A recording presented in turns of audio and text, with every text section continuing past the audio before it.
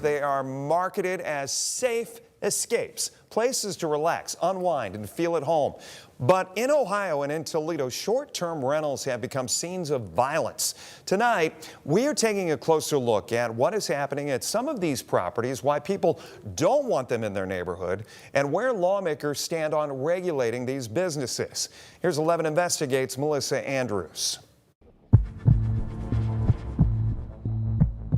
I knew there was gunshots, and I look over and I see he was bloody.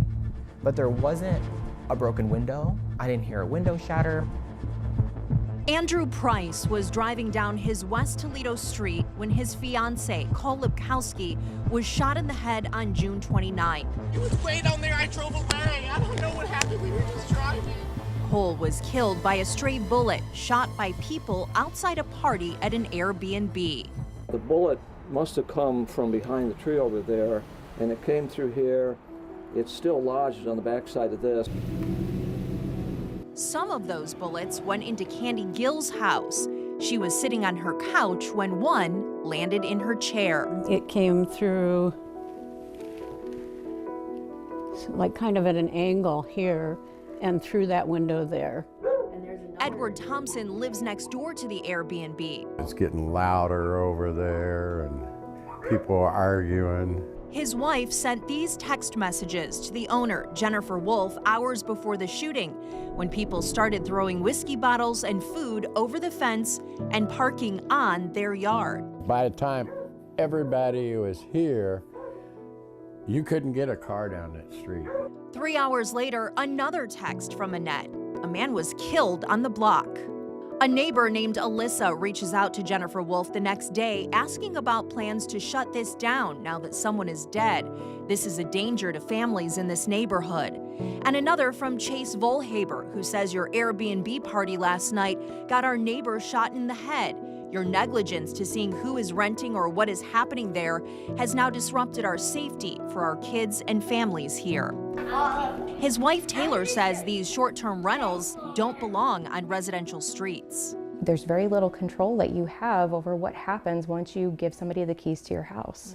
11 Investigates learned Wolf's Airbnb was not registered on the city's short-term rental registry, and she did not have a permit.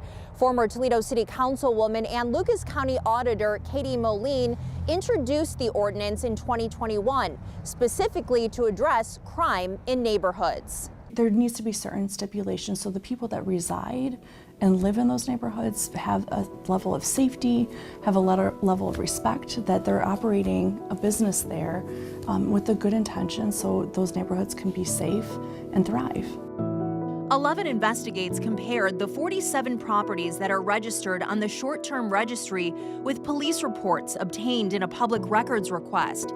We received a dozen reports of crimes including theft, fights, burglary, menacing, guns, and an overdose death. We had a mass casualty shooting up on top of Hill. It's not only Toledo that's seen violence at these rentals. 9 people were hurt in November at a shooting at an Airbnb rental in Bath Township. State Senators Andrew Brenner of Delaware and Teresa Gavarone of Bowling Green held a town hall days later in Ottawa County on Brenner's short-term rental bill, which would limit the regulations municipalities can place on short-term rentals. Gavarone says more than 200 people showed up, many who own short-term rentals yet disagree with the proposal.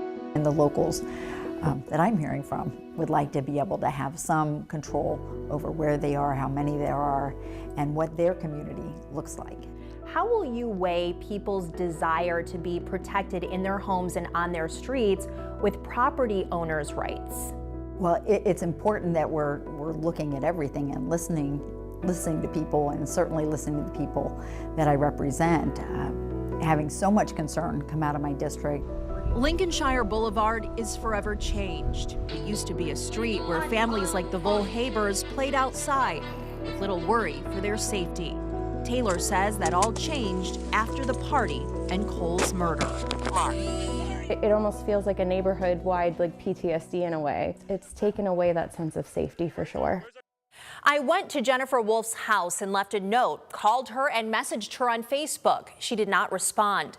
11 Investigates asked the city how the rental registry is enforced. We were told it's complaint-driven and is primarily focused on occupancy and parking limits and whether the properties have fire extinguishers and smoke detectors. It does not prevent bad actors from breaking laws and rules. Moline says the registry could go further, and creating zoning for these rentals may be a solution. Gavarone says the short-term rental bill is in the committee stage, so you can testify for or against it in person or in writing. For 11 Investigates, I'm Melissa Andrews.